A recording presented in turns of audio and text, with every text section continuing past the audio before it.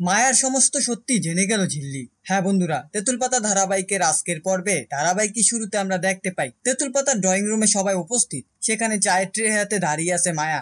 তখন ঝিল্লি মায়াকে জিজ্ঞেস করে, তুমি কে, কেন এই বাড়িতে এসেছো? মায়া উত্তর দেয়, সবার জল খাবারে দেরি হয়ে যাচ্ছে, আমাকে চাটা দিয়ে আবার জল খাবার বানাতে হবে। তুমি কি আমাকে লুচি বানাতে সাহায্য করবে? কারণ আমি লুচি গোল করে বেলতে পারি না। কিন্তু ঝিল্লি বারবার জিজ্ঞেস করতে থাকে, তুমি কে, তোমার বাড়ির ঠিকানা দাও। ঠিক সেই সময় ঋষি এসে বলে, ঝিল্লি তুমি এসব কি শুরু করেছো?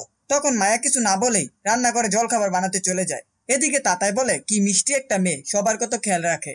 অন্যদিকে ঝিল্লি মনে মনে ভাবে, কি হচ্ছে বাড়িতে কিছুই তো বুঝতে পারছি না। একটু আগেও ওকে রেলিং দিয়ে হাঁটতে দেখলাম, তাতাইও সেদিকে কাউকে দেখছিল, কিন্তু কিছুতেই তো মিল খুঁজে পাচ্ছি না। পরের পাঠে আমরা দেখতে পাই ঝিল্লি আলপনা আঁকছে, সেটা দেখে সিরিয়াল পিসি জিজ্ঞেস করে, তুমি এগুলো দিয়ে কি করবে? ঝিল্লি বলে আমাদের শিমুলতলির মেয়েরা এগুলো শহরে বিক্রি করে, আমি এগুলো ওদের কাছে পাঠাবো, ওরা এগুলো কপি করবে, তারপর শহরে নিয়ে যাবে। ঝিল্লির কথা শুনে ঋষির কাকা বলে, আমাদের শিমুলতলির মেয়েদের জন্য কত ভাবনা করে ঝিল্লি।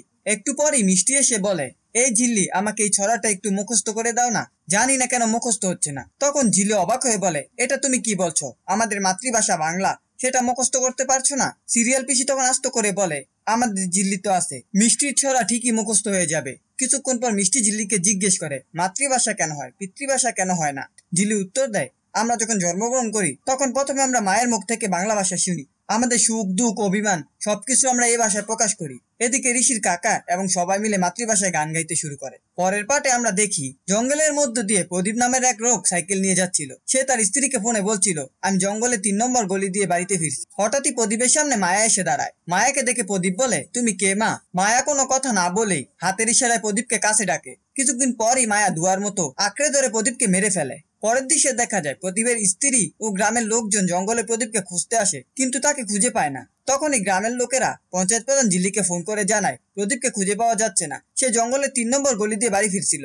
ঝিল্লি বলে, আচ্ছা ঠিক আছে, আমি দেখছি কি করা যায়। একটু পর আমরা তেঁতুল পাতায় দেখতে পাই মাঝরাতে ঝিল্লি গানের আওয়াজ পায়। আওয়াজ শুনে সে উপরে উঠে আসে এবং দেখে রিস্কি করে একা একা নাচছে। কিছুক্ষণ পর তুতুল, তাতা এবং ঋষি এসে জিজ্ঞেস করে, কি হয়েছে, তোমরা এখানে কেন? ঝিল্লি বলে, রিস্কি ঘরে একা একা নাচছে। সবাই মিলে রিস্কির ঘরে গিয়ে দেখে রিস্কি ঘুমাচ্ছে। সেটা দেখে সবাই অবাক হয়ে ঝিল্লিকে বলে, কি ব্যাপার, রিস্কি তো ঘুমাচ্ছে, তাহলে নাচ করছিল কে? কিছুক্ষণ পর মায়া জলের গ্লাস হাতে নিয়ে আসে এবং রিস্কিকে জল খাওয়ায়। তখন ঝিল্লি সবাইকে বলে, অনেক রাত হয়েছে, তোমরা সবাই ঘুমাতে যাও। অন্যদিকে ঝিল্লি মনে মনে ভাবে, বাড়িতে আসলে কি হচ্ছে কিছুই তো বুঝতে পারছি না। ওইদিকে তাতা একজনকে দেখলো, আমি মায়াকে রেলিং এর উপর হাঁটতে দেখলাম, এমনকি জঙ্গলে একজন বাড়ি ফেরার পথে নিখোঁজ। নিশ্চয়ই এই জঙ্গলে কিছু একটা আছে, কিন্তু সেটা কি আমি কিভাবে বুঝবো?